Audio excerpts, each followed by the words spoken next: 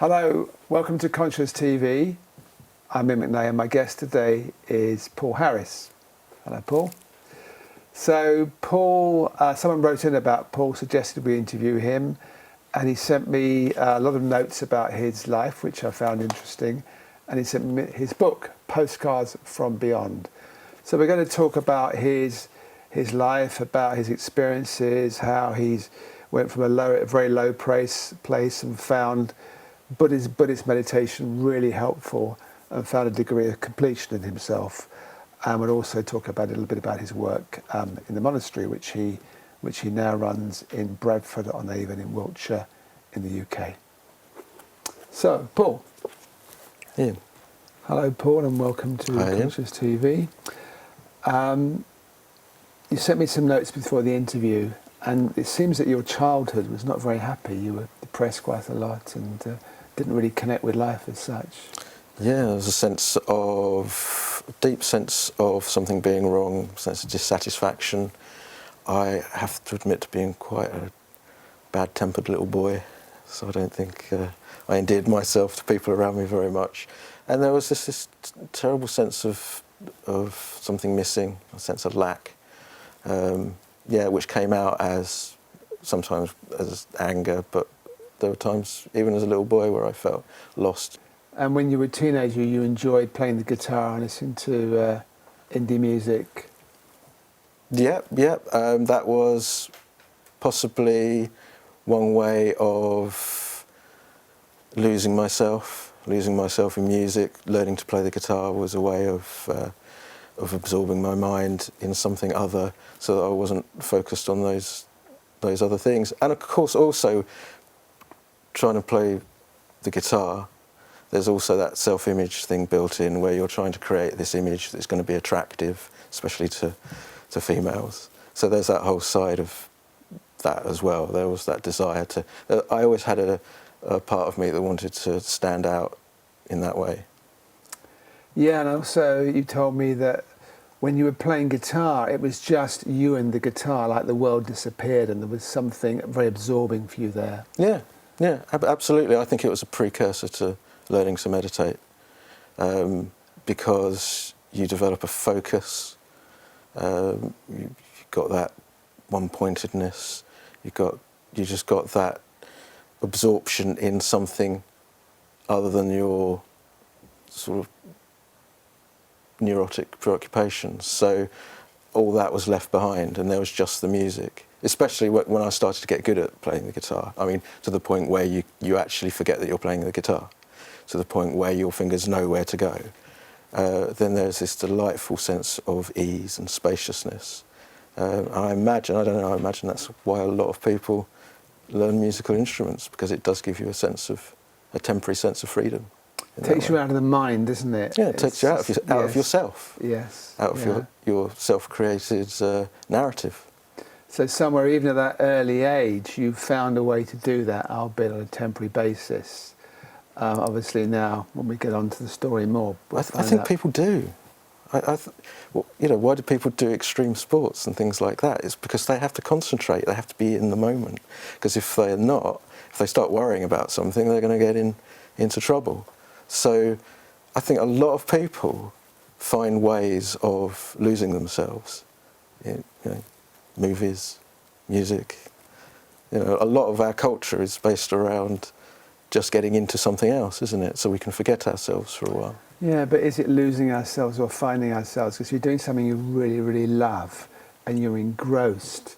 There's a passion, there's an engagement, there's a connection. There's almost like a oneness, isn't there, in one way? Well, yeah, absolutely. But in that temporary oneness, there is a lack of self-referral, and that's really what we want to lose. It's that narrative, because that's the way the mind holds up the world, isn't it? We hold up the world with all the ideas about the way it is and where we are within it, and that's where all the dissatisfaction lies. And so by absorbing yourself in something else, and it is a love, to absorb yourself in the other is love, isn't it? So in that place we feel peace. We feel a lack of restlessness, and it's only subsequent to that when we have to go back, back into the daily grind or whatever, that sense of dissatisfaction re-emerges. So We'll come on more Yeah. later. I'd just like to stick a bit to your story first. Yeah, of course. because I think there's a lot of people can identify with things that happened to you. And so you worked at a bank, which you didn't find too engrossing. Well,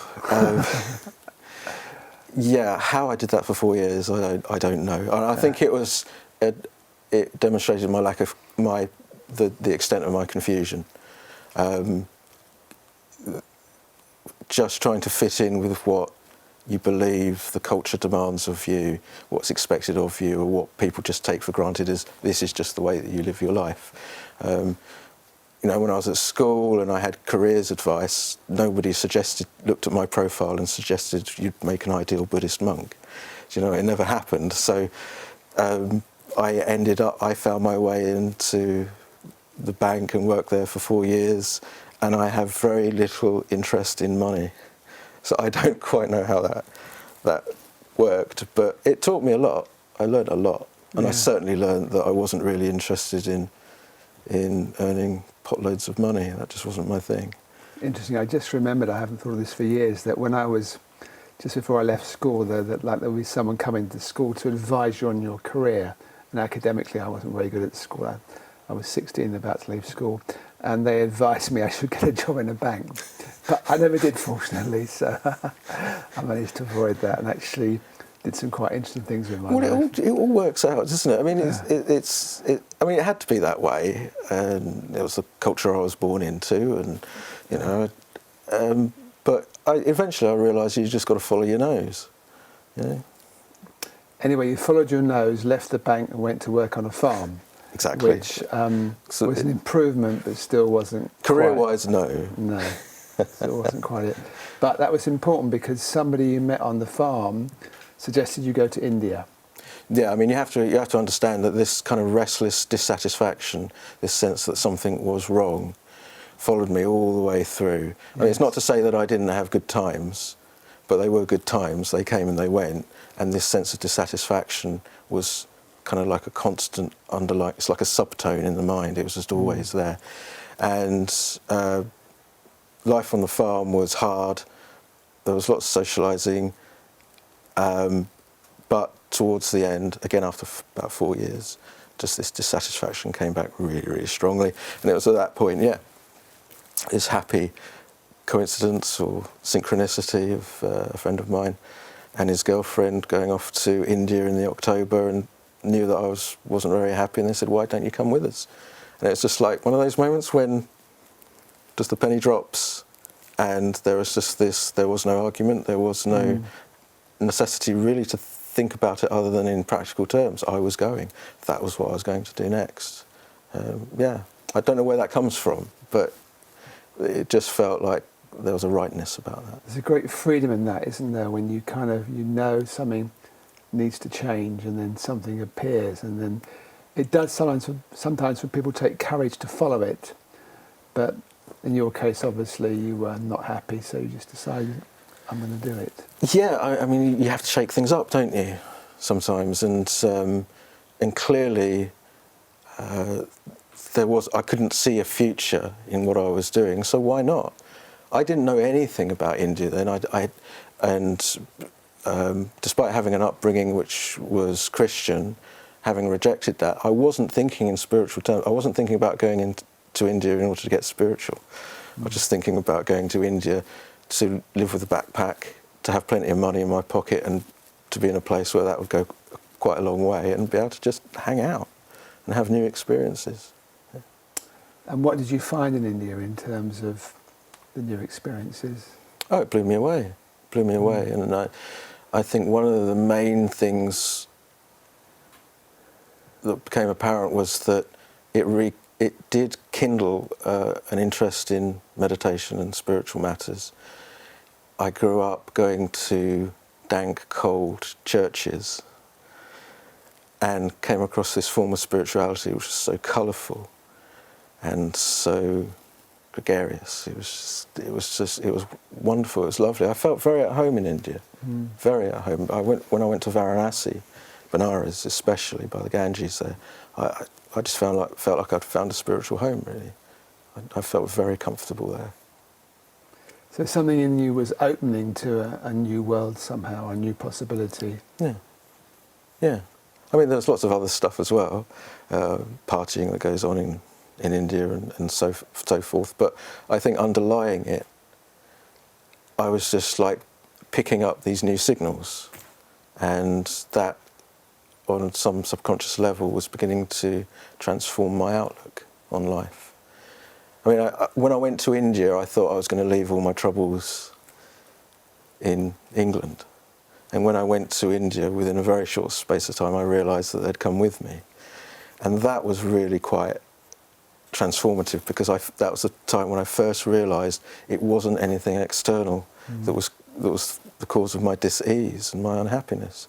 So really, that's where I started to really consider meditation, because I started to realise that actually it's everywhere I go, you know. So it has to. What's the one common denominator? That's me. Was that quite devastating when you realised that? I don't think there was one moment I can say that I cottoned onto it. It kind of gradually percolated. The truth of that gradually percolated through.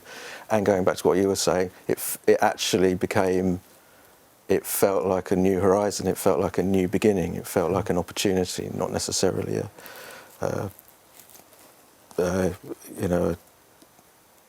terrible revelation. I have to say that, I mean, that again, it was my second trip to India that this really, really opened up. But on that first trip, I think the groundwork was laid. So did you feel that you start meditating? Did you feel that there's a spiritual future, if you like? Did you feel this was a path that was starting to emerge at that point, or was it later that you really realised the importance of the commitment to meditation? I think it was later. I think there was a burgeoning interest. It's a bit like somebody, I don't know, taking up a new hobby, and the hobby hasn't really quite caught hold yet, so you dabble with it. And that it was a point later on that it really became essential, absolutely essential. So at that stage, I had 2 trips to India. It was the period in between my 2 trips which was really transformative.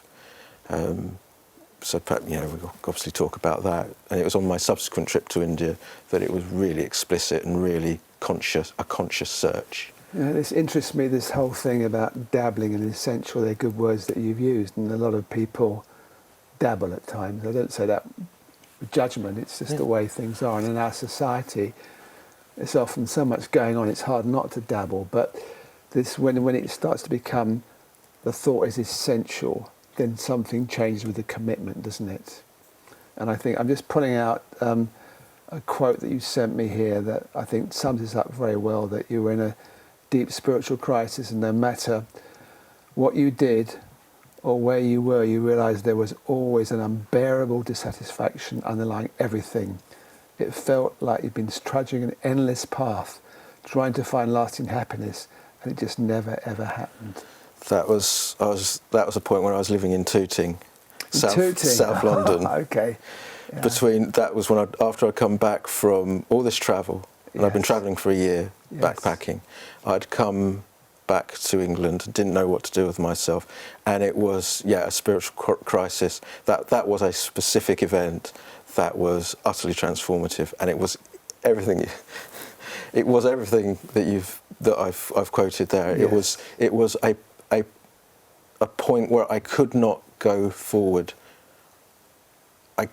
I had to stop, but all I'd ever had was my own thinking. But my own thinking had only ever brought me to this point, and I'd never dealt with that restlessness that lay underneath and that dissatisfaction. And it's like it just overwhelmed me. It just came up really, really intensely and really strongly, and I just could not avoid it anymore. Playing the guitar was not going to do it, travelling was not going to do it. It was something so deep and so fundamental to being alive, to my life, that I had to finally look at it, and it was awful. It was horrible. Yeah, well, you also said there had to be a reason behind all this. There had to be, because life was completely pointless otherwise. Yes. Yes. And that is... Because all it is just getting up in the morning, going to work in order to get some money to feed yourself, in order to get up the next day to go to work. It is pointless. Yes. Unless there is a deeper truth to life. And in a sense, I'm very grateful for my upbringing, because it gave me enough of a spiritual nous to know that suicide wasn't the answer.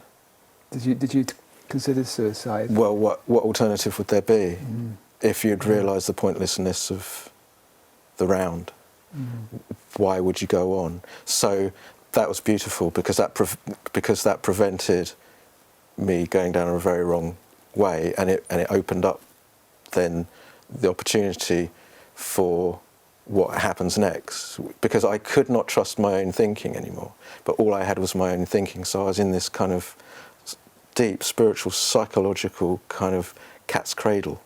I just could not move psychologically. I was absolutely stuck, and it was horrific. Absolutely, yeah. And there was a point of recognising that as I couldn't trust my thinking, I had to abandon my thinking. But I was my thinking, wasn't I? That's. I think, therefore I am. So if I can't trust my thinking, what can I trust? And there was just this moment of just complete surrender. I just surrendered the whole problem of being. I just completely just gave up.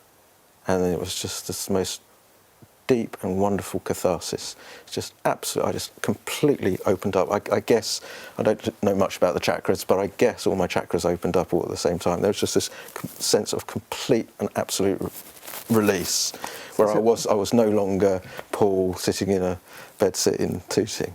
There was just, that just wasn't, it had gone completely, and there was just this most wonderful, sense of release. So when you say you gave up, just talk me through that more. Not a lot of people give up. Oh, I give up. But this is obviously far, far deeper. What does it actually mean you really gave up? God, that is very difficult. It's important, though. It is hugely important to try. I think that throughout my life, I had always been the captain of the ship. It was always my ideas, my judgments, my comparisons, my attempt to find happiness on my terms. So it was willful, it was volition, it was me being the master of my life, and reaching a point where I realised that had brought me nothing. It hadn't resolved anything, and this deep ancient sense of distress was still there. So it was a total surrender of will, of Paul making decisions. It was a total surrender in that sense of self-view, and that manifested itself as just. It's so difficult to put into words, but it was so. Yeah, when people normally give up, they just go and switch on the telly, don't they? But that's not giving up. That's just finding another way of avoiding the problem. So it was just like really facing reality in that moment, and then letting reality win, rather than what had always happened previously, which was I would try something else. Yes. So I gave up trying completely. I can't explain why that happened in that way, as it did. Only in a very general sense of maybe. But it produced an opening somehow. Hugely, yeah. Yeah. Transformative. Yeah. I was never the same again. So it was beautiful when it happened. I'm just seeing here, I've highlighted certain things in your notes. I was reborn. Yeah. Yeah, you said I was reborn. Yeah, it felt like that. Yeah. It felt like this terrible, awful, deep crust of crap had just gone. It was just a total renewal. It was like Genesis or whatever, however you want to describe it. But yeah, it was fantastic, and for quite a while after, I just felt brilliant. You went back to India? Yes, now with a different kind of different agenda. Yeah. Yeah. Yeah, that was fun. Because now it was like, because now you have a different, I mean, essentially, I wanted, whatever that was, I wanted to get it back. Do you know what I mean? I wanted more of it. Yes. I wanted to experience it again. And so suddenly having in my life no real idea of where I wanted to go and what I wanted to do, suddenly I had, well, this, I just want to know more about it. I want to understand it. I want to re-experience it. So finally in my life, I had a trail. I had a route through life. But you found out that was still, you were still contaminated by suffering. Yeah, I mean, looking at it from a Buddhist perspective, it's like I had dealt with, inadvertently, I dealt with a lot of the things that cause us to suffer. But what that does is it means that more deeply rooted causes of our suffering then come to the surface and we start seeing it. So I was in this a bit of a bipolar sort of situation where some days I'd have this wonderful vision of life being wondrous and mysterious and intensely beautiful. And then I would flip to experiencing extreme lust and craving and hatred of things and disliking people and things. And it was very difficult to sort of find a balance between these two states. I wanted, obviously, the mystery and the wonder and the beauty, and I didn't want the intense lust and hatred and that I found in my, to be the case, that were manifesting for me. So that was kind of hard to bear. And in India, you were looking for a spiritual teacher who you could learn from. Definitely, yeah. And I met loads of good people. Yes. But you've heard the expression, the teacher appears when the student's ready. So they say, yeah. I wasn't ready. Yeah. So I met lots of people who I think either they were enlightened or that they could have, at the very least, show me a way and get me started, but I didn't have enough wherewithal to really, even though I would have studied under them, I didn't really have I didn't have the maturity yet to really see them for who they were. So I kind of missed a trick or two. Anyway, we're just going to follow the sequence for a bit, and then we can broaden and look at more what came out of that in terms of your realizations and your teaching. So you came back to the UK. Your mother had cancer, which was very difficult, and you helped her a lot. But then this urge in you arose to maybe become a Buddhist monk, or to certainly explore Buddhism more. Yeah. I had my mother not been ill, I would have gone back to India. I would have tried that route again. Yes. Because she was ill, and up until the time she died, I felt very much that I needed to be around. After she died, I started to attend Buddhist retreats, and it was on one particular retreat the thought just arose, I could do this full time. Now, that particular organisation was a lay organisation. They didn't have a kind of monastic wing. So I then had to cast around looking for a suitable place. But there was a point. I think I was thinking in terms of how do I ensure that I'm practicing right livelihood? I think that was the thought. And then the answer came, well, you become a monk. That would ensure it, wouldn't it? Now, when I did become a monk, I realised that there was a right and wrong livelihood for monks. So it didn't. I still had to work at it, but by that point, I had really fallen in love with meditation. I loved the fact that you could just sit quietly and look at what was coming up and deal with it. So did that come easy for you, meditation? I think looking back, things like playing music was helpful because it does give you that sense of being in the moment and that kind of absorption and that focus. I think meditation in and of itself is a difficult practice if you're doing it properly, because you have to face your demons. So when I did enter the monastery and I did start practicing properly, I was then starting to look at all that greed and lust and hatred that was getting in the way. So I love meditation. I love the practice of it. I love everything that surrounds it. I loved being a monk. It was still hard though. Yeah. So you made the commitment. You found is it Aukara? Is it Aukana. Aukana. This Buddhist monastery in Bradford and Avon. Yep, in Wiltshire. And you went to meet the guy who was Alan James, who became my teacher.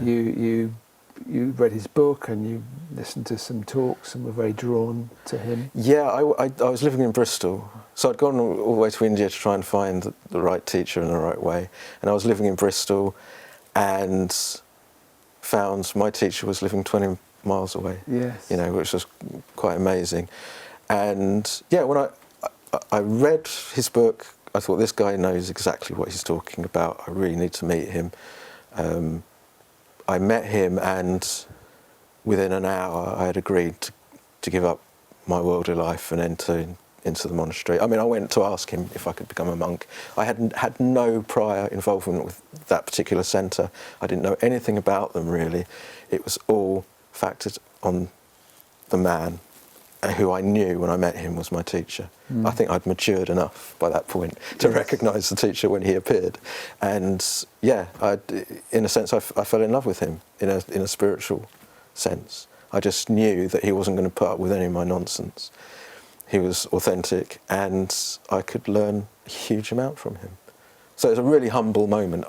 In a sense, the whole path is about humility. It's about the surrender of egotism, and I realised on meeting him that I wouldn't be able to pull the wool over his eyes or anything. He was a man that I had absolute respect for, and I was only too happy to actually find somewhere under somebody's wing where I could stay and develop as a. And what kind of commitment did you make to start with in terms of time-wise? They asked for a 2-year minimum.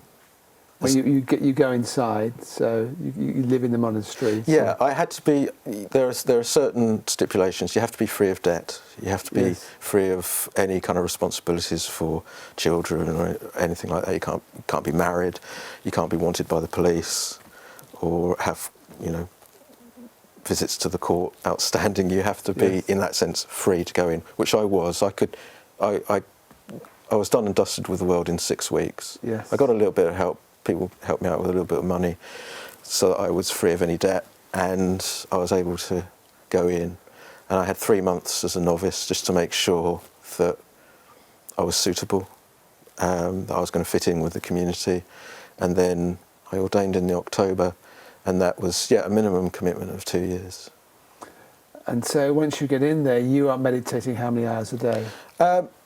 It varies, but 4 or 5 separate hours of seated meditation, plus the development of mindfulness in all your waking hours, in all your activities, from the moment you get up in the morning to the moment you go back to So to mindfulness, this term mindfulness is used a lot, but in the Buddhist traditions, my understanding, it's really awareness of what you're doing. Choiceless awareness. Choiceless awareness, yes. With in Buddhism, we always talk about it in combination with clear comprehension. So it's not just being mindful for the sake of being mindful. It enables a close exploration of your conscious experience in order to understand how life is put together moment by moment. Yes. Yeah. And then the meditation, you're looking at a wall. Is it Vipassana where you look at a wall? No. It is Vipassana. We don't look at a wall. We close our eyes. We sit in chairs. The thing I loved about the centre that I ended up at was that it is a westernised form of Buddhism that understands that you can adapt the way you approach the path according to the conditions of the culture that you're in. So generally speaking, Westerners sit in chairs to meditate, so we sit in chairs to do anything. Yes, so we sat in chairs to meditate. we had 3 square meals a day because our climate requires it. So there were these subtle adjustments to the things that you can adjust in the Buddha's teaching, but an absolute commitment to the fundamentals of what the Buddha taught. And what kind of things came up for you in terms of, you mentioned, I think, greed, lust. Yeah. Was it lust comes up? Well, obviously, you live a very ethical life as a monk, which forces you to confront these issues. So, for instance, lust, yes, extraordinarily strong. My nature, my conditioning is very lusty, and so that's why it's choiceless awareness. You don't get to choose what comes up. You have to look at everything.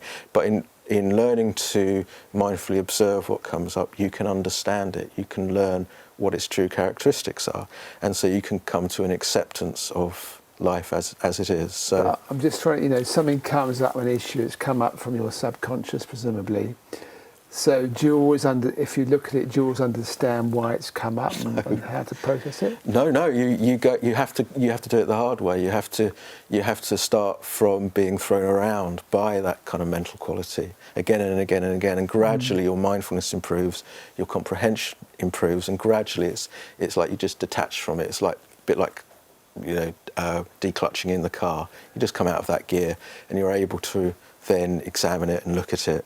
So there's a whole progress of insight that occurs with Buddhist meditation that leads you to the point of being able to recognize, say, like a greedy state of mind for what it truly is, which is not me, not mine, not myself. It just arises due to conditions, and if you don't fight it, if you just accept it, it arises and it passes away. And so you have to be willing. That's the thing about the Buddha's teaching, is you have to be willing to look at your suffering. It's not an escape from suffering. It's you look at your suffering in order to understand how you create your own problems, how you create your own suffering. So you have to be willing to look at it to then finally come to understand what it is that you're doing to create the problem. But are you doing this all on your own, or are you conversing with other people sometimes? Oh no, it's a very social experience being a monk. Yes, you spend time alone, but you are part of a community, and there's a large emphasis placed on service in our particular centre. So when I wasn't meditating, I was engaged in some kind of service to the community and the other meditators that support the community. So when there were retreats on, I would clean loos, I would hoover, I would sweep paths. Eventually I started teaching. So there's a very strong service ethic. But when there. something comes up, an issue that you struggle with, do you try and resolve it on your own, or do you talk to another monk about it? I had Alan. I would talk to Alan about it. Absolutely, because he was the one person that I'd met in my life who understood where I was coming from. Yes. And so that forged a very deep devotion and faith in him, and he never ever let me down. He was always there for me, and so you study the Buddhist texts. The Buddhist texts then inform what you see in your meditation practice. It gives you a language to enable you to understand what's taking place, and then you can go and talk to a teacher, and together you reflect on your experience, and you're able to then bring out the patterns, what's actually taking place, and then you go back and you sit in meditation again, and you practice mindfulness, and you get more information, and the whole thing grows and grows and grows, and what you're developing is your wisdom into the true nature of reality as it's unfolding. So yeah, there was absolutely discussion with my teacher, definitely. Okay, and then something interested me in the notes you sent me was that you got to the point where there was no witness behind events. So as I understand it from my knowledge, not so much of Buddhism, I haven't got so much knowledge, but if we're practicing mindfulness, there's somebody practicing mindfulness, so we could call that the witness, somebody who's watching what's the mind and what's going on, and maybe has a view about it in one way. I guess the view would be the mind, but there's someone always at the background who's looking at everything, which I call the witness. Now, am I right in saying there was no witness behind events? The witness collapsed as such? No, there never was a witness. You never had the experience of the witness? No, that's not what I'm saying. There was always the assumption of myself as being behind events, but through the careful observation of experience, it became apparent that there is no witness, there is no duality, there is hearing, there is seeing, there is tasting and touching, and there is a subsequent moment of consciousness that knows the hearing, knows the seeing, knows the tasting, knows the touching, but that subsequent moment of consciousness arises and passes away. There is nothing permanent in experience at all. So there's not a temporary phase you go through where you have what could be called the witness, which, as I say, is the one that knows that they're not the mind. They know that the one, not the one that gets engaged. Yeah. But there's still somebody or something watching. No, because that's not really the Buddhist way. That's, I presume that's coming from more of a Hindu background, is it? But it's coming from my experience. What I discovered through meditation, and the Buddha said, I use the terms, but I'm not confused by them. So we can self-reference in talking about this. But what I found in my experience was that what we take to be the conscious witness is only simply the arising of a moment of consciousness that knows mind, if you like, but it arises and it passes away. So in Buddhism we have, as a fundamental tenet, the idea of conditionality, that one thing arises only because of a whole set of conditions, and something arises and passes away immediately. There is nothing that extends through time at all. So conventionally we have the idea of myself as a witness behind events, if you like, but when you look closely at your reality, this is the insight path, this is what it shows you, that there is no enduring entity, there is no conscious witness behind experience at all. It's just the arising and passing away of impersonal processes, including moments of consciousness. You see, what I actually found with your book, I'm not sure which camera to show it to, Postcards from Beyond. Big yellow thing? I haven't read the whole thing, I just glanced through, picked out bits and pieces, and I remember the page number, 122, because I read it to my wife last night. And I found that quite helpful, where you talk about, there is two levels, okay, ultimately there's not two levels, because ultimately there's only the absolute, I understand well, that. There's only this. Yes, on the other hand, there's certain rules, laws, whatever you call them, that are applicable on the human level. Yep. And then there's the absolute reality, which is the interconnectedness or the oneness or the nothingness, whatever we call it, depending on which. Yeah, see, we talk about there being a conventional and an ultimate level of reality, and it kind of equates. I never use science to back up any of this, but just using like Newtonian physics and quantum physics as an example. That's the example you used on that page, yeah. It works fairly well. I mean, the whole problem is how do you get it all to fit together?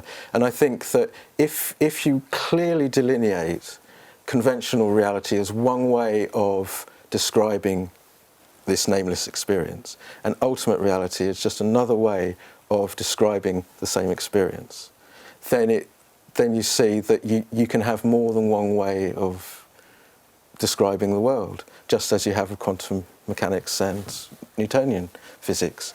But they don't need to cancel one another out. You know, you can have both. Absolutely. That's what I thought was useful when you talked about that. So what I discovered was that the conventional reality of things, it's that these things have no inherent existence. They're empty of inherent existence. So it's like a dream.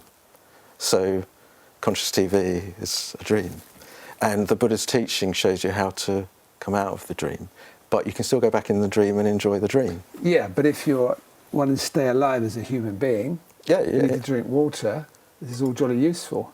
Yeah, that's all part of the dream. It's part of the dream, but what I'm saying is, and I actually thought you explained this quite well in the book. Better in the book than now. No, it's necessary to survive as a human being. Yeah, absolutely. Otherwise, you have a real dream. You're imagining a glass of water you don't have. It's kind of, you need it. We need certain tangible things for our survival. Absolutely. I mean, we all need a roof over our head. We all need food in our belly, clothes on our back. Yeah. And that's the beautiful thing. So it's not that life changed at all. It's just your understanding of life changed.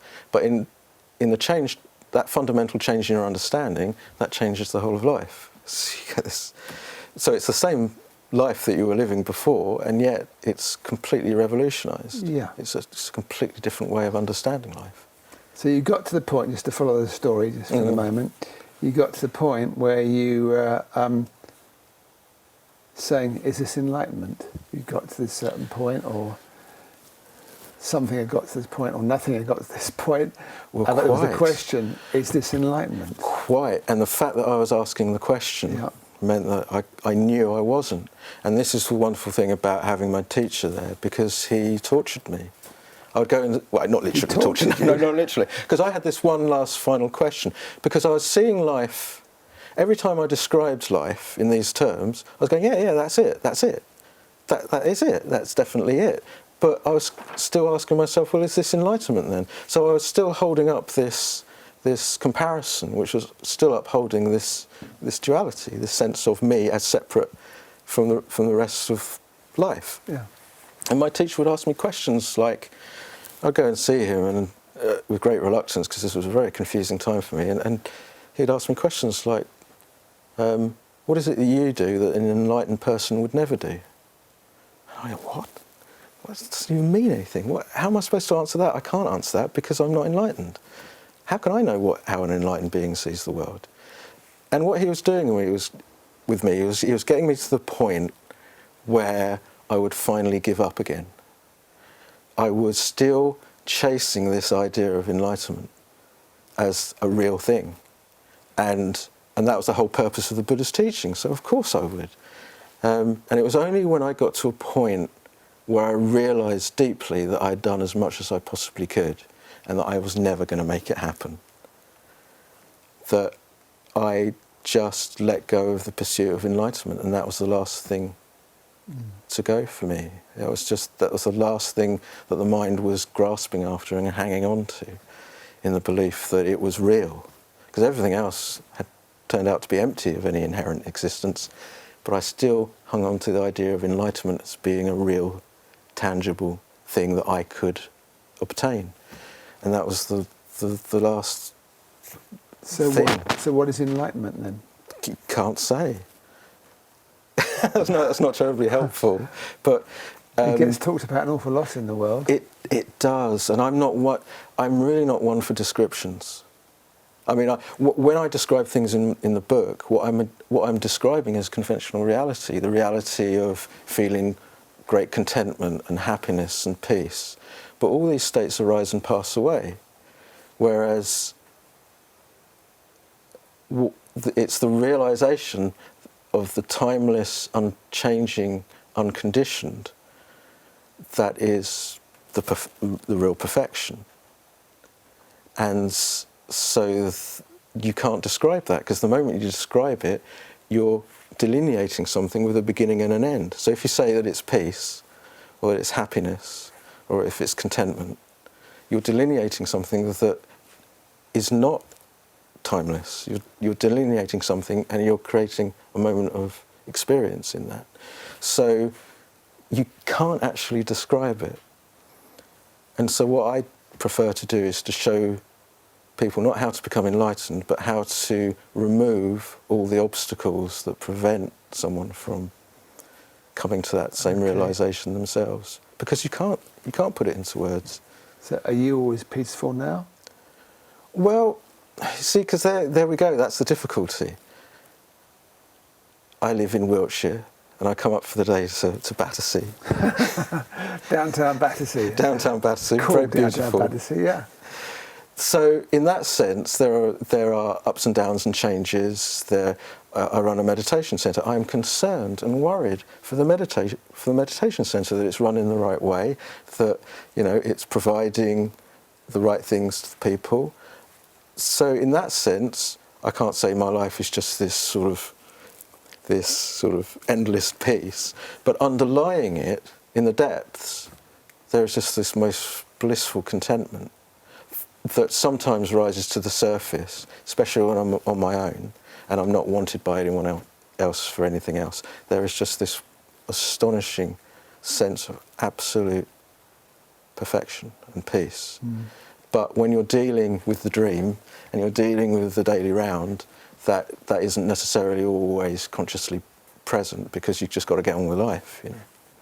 I'm looking at my notes because yesterday I was sitting in a place where I didn't have access to my computer, so I hand wrote things out of your book, and I really like this, which you've kind of just touched on, and maybe we can talk about it more. Life is perfect as it is. There is an awesome quietness within every experience, even the most chaotic of situations. Even the most chaotic of situations are contained within a profound stillness. But in a place of stillness, we know only disquiet. That can't be right, that can't be your quote.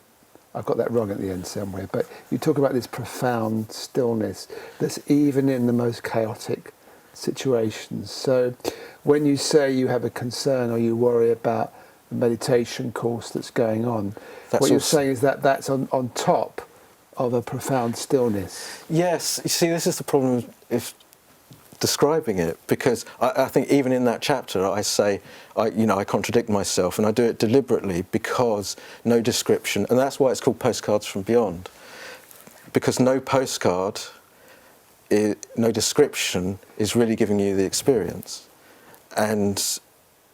But it's so difficult to put it into words.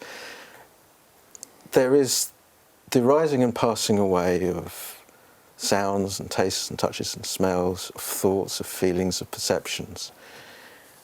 And the mind no longer grasps after them. So they happen because that's just conditions arising and passing away. But there is no expectation of anything occurring or not occurring.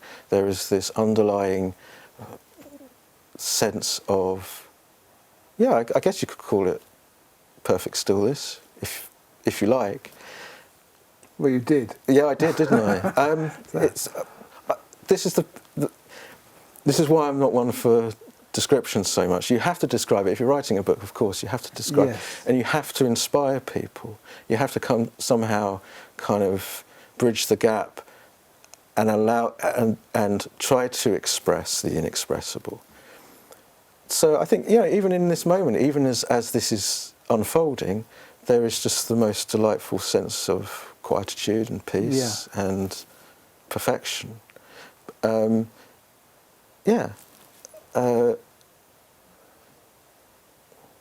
you feel it now? Yeah. Well, it's because it's not really a thing. It's more of an understanding which transcends all these things that are arising and passing away. I mean, there's quietness, isn't there? I mean, there's the buzzing sound of the equipment and the lights and so forth. In our bodies, we might be feeling relaxed or tense, warm or cool. But there is just this wonderful understanding of it. It's just an understanding. But doesn't that involve the mind? No, it's not. It's not an understanding of the mind. Okay. It is an understanding of mind, which is part of the conditioned and conditioning universe. So there is no separation between mind and an external universe. There is just the arising and passing away of, I like to call it the flow of conscious experience. So there's this wonderful flow of conscious experience. And yet there is this understanding which is at all times separate from that conscious flow, and yet is nothing separate from the conscious flow. I mean, we're really getting into the problems of description here. It's not thought out. It was always there, but it had always been ignored. It's always there. It's not a case that in that moment there's a moment where you put two and two together and you go, aha, now I get it, now I understand. It's not something that you store in a memory. It's not that kind of understanding. It is an understanding which is available to everyone at all times, but that is simply not looked at. It's ignored. So life is entirely self-explanatory. It requires no explanation. It's so simple. Life is so simple. It's unbelievably simple. But because people ignore it, they try to find their happiness somewhere else, and that's when they create the noise, the psychological noise. I'm not happy, I want this, I want that. So, don't you find the detail of life quite complicated? Yeah. And I personally try to keep things as simple as possible. Yes. But life itself is utterly simple. The reason that the world is so complicated is because of passionate craving, wanting life to be different than it is. That's what creates all the complexity. And I enjoy the complexity of science and what science is showing us and what we can accomplish through that complexity. But at root, life is entirely simple and self-explanatory if you don't ignore it.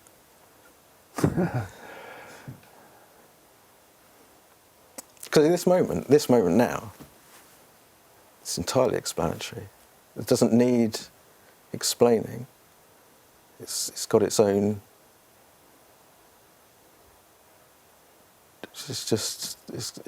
What is unfolding now is really quite simple, isn't it?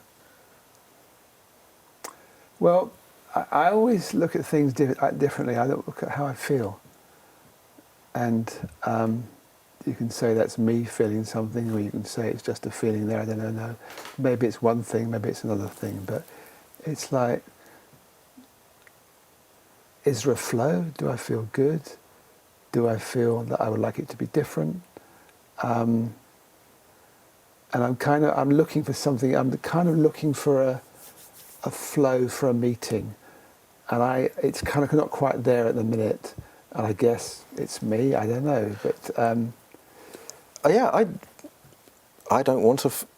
There isn't anything that I want from this. Yes.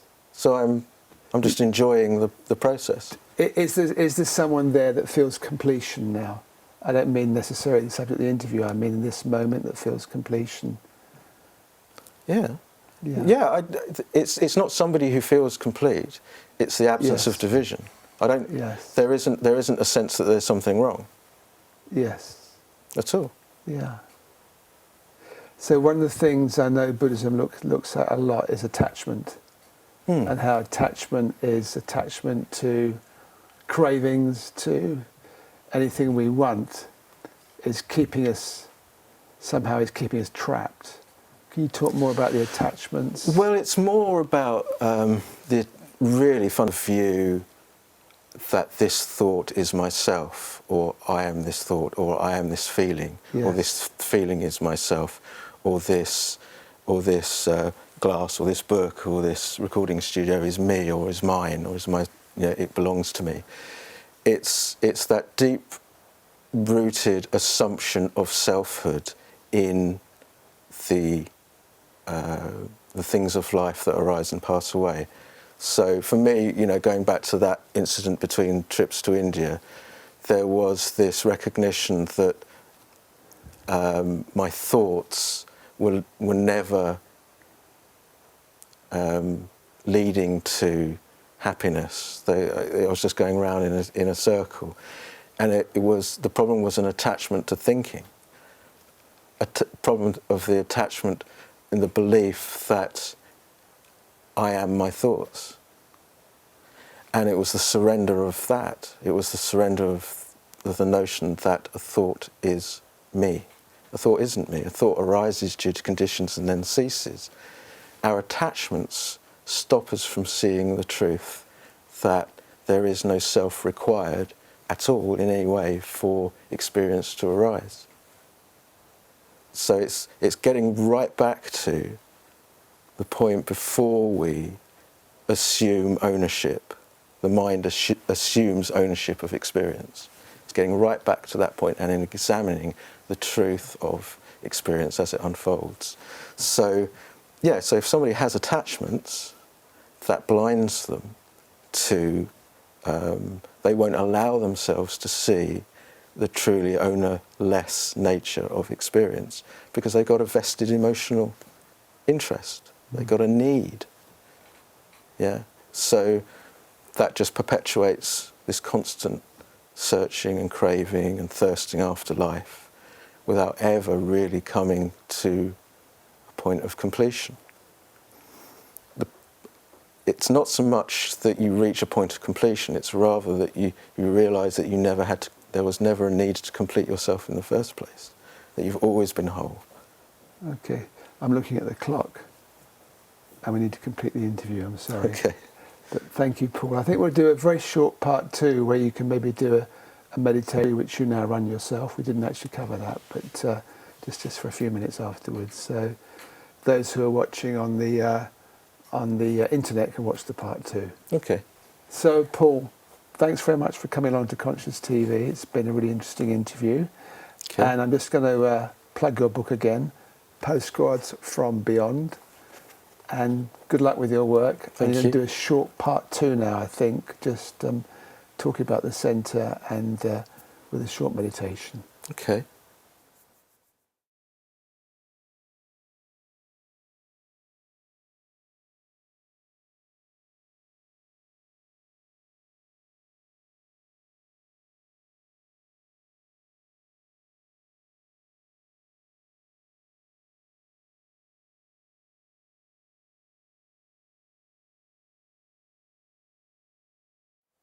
So welcome back. This is part 2 of the Conscious Tea interview with Paul Harris, which will be quite short, talking about the monastery that he runs called Aukana in Bradford and Avon, and also he'll do a short meditation. Just to remind you, he has this book out, Postcards from Beyond. So Paul, just tell me a little. Somebody's been watching part 1 and they've enjoyed hearing about your story and your wisdom. What could they expect if they come? Like, are there weekend retreats or week-long retreats? Yeah. How does it work there? Well, we do week-long retreats and weekend retreats. We run as a meditation centre for a local community of meditators that meet regularly on a Wednesday. We run classes and workshops, one-day Saturday workshops we do as well. And yeah, people come on retreat.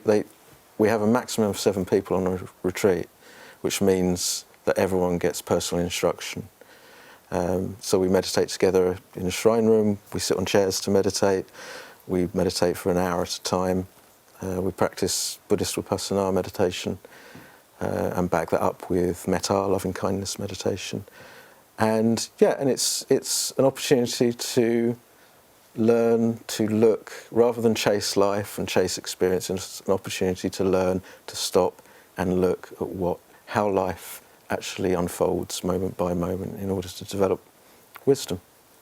And people can ask questions and Yeah. share what comes up for them. Yeah, we have 2 different types of retreats. One is a silent retreat, so you only talk to the teacher during meditation interviews, and obviously there's an opportunity then to discuss everything that's taking place.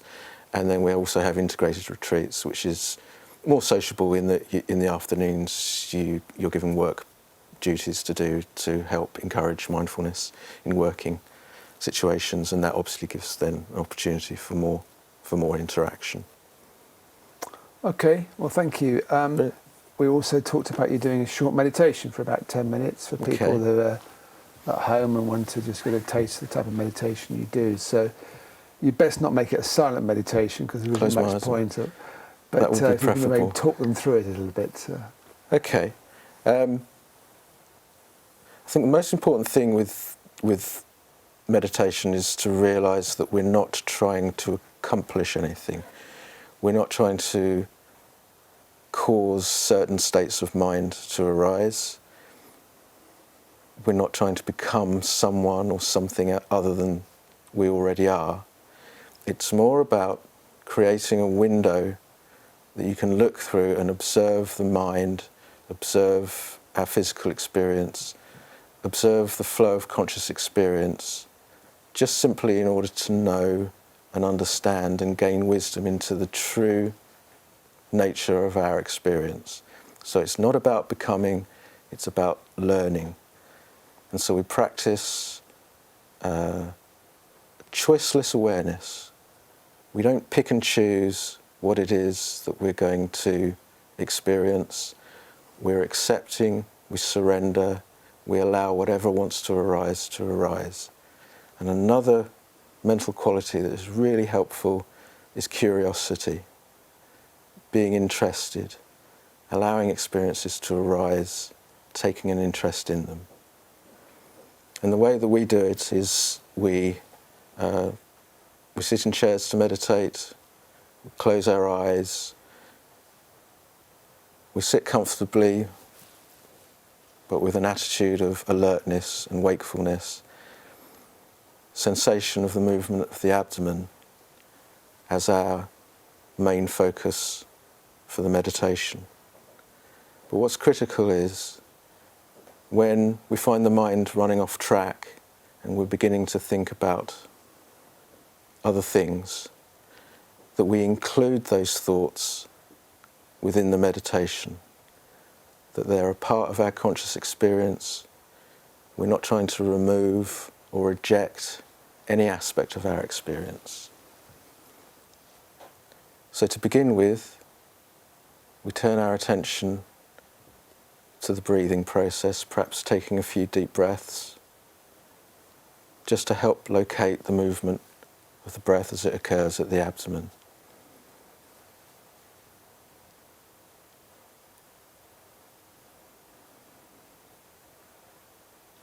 We just see if we can trace the movement of the breathing process with our mind's eye. It might appear to be a contraction or an expansion. It might appear as an up and down movement, or it might appear as a figure of 8, however it appears to you. Just see if you can follow the mind's eye, with the mind's eye just following that movement.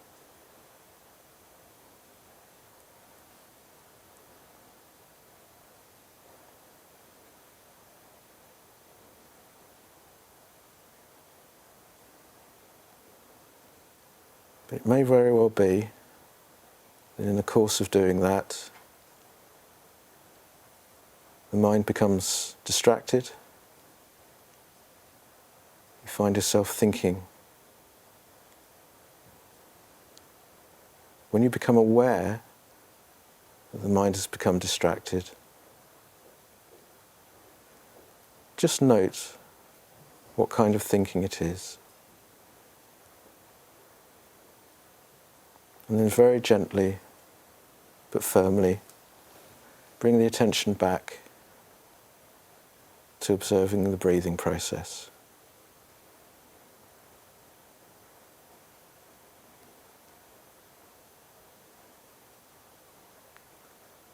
And again, you might find that the attention wanders. Where does it wander to? When you become aware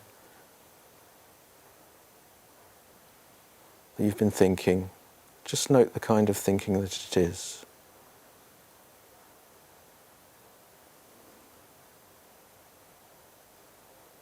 Is it daydream? Is it planning?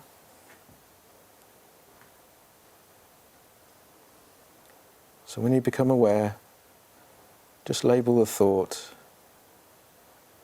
and then return the attention back to the breathing process.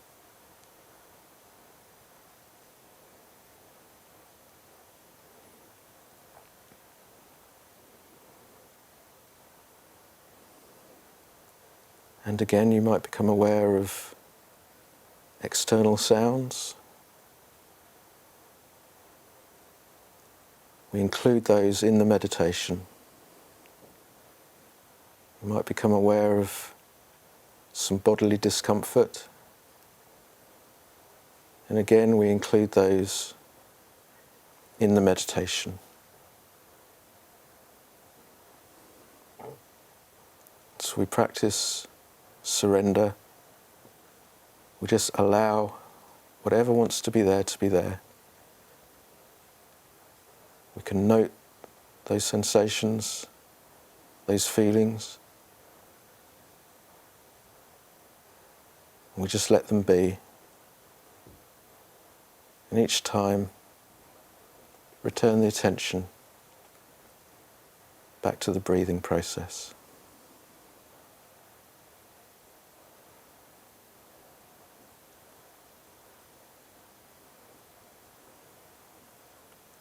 And again, if we sense that we're becoming agitated or irritable,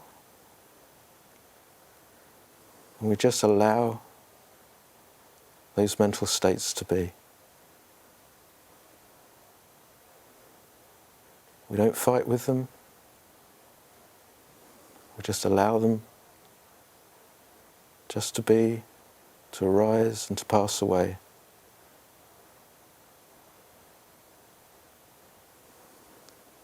Each time we return the attention back to the breathing process. And we're not trying to get anywhere. We're not trying to become anything. If the mind feels light, we can note that. If the mind feels dull, we can just stay with that dullness, not seeking to change anything, but noting our experiences.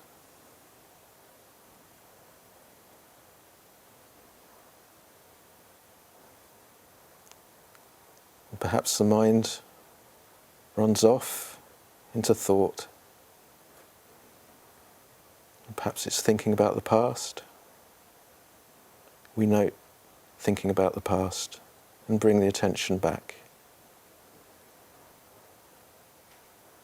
If it's thinking about the future, again, we note thinking about the future and just bring the mind back to observing the breathing process.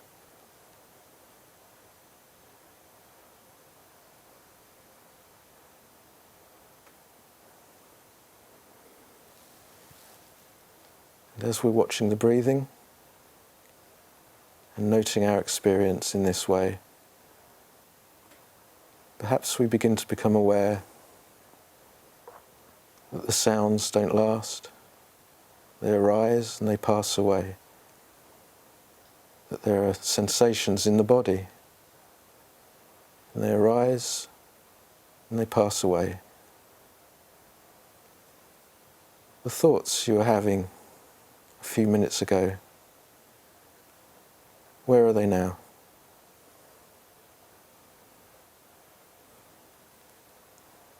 Perhaps a few minutes ago you were feeling anxious or irritable. Where is that anxiety now? Is it the same or has it changed?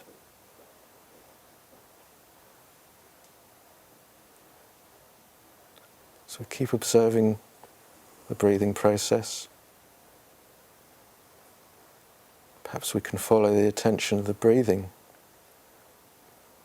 And is the breath the same for 2 moments? Or is it always in a state of flux and flow? Do things last?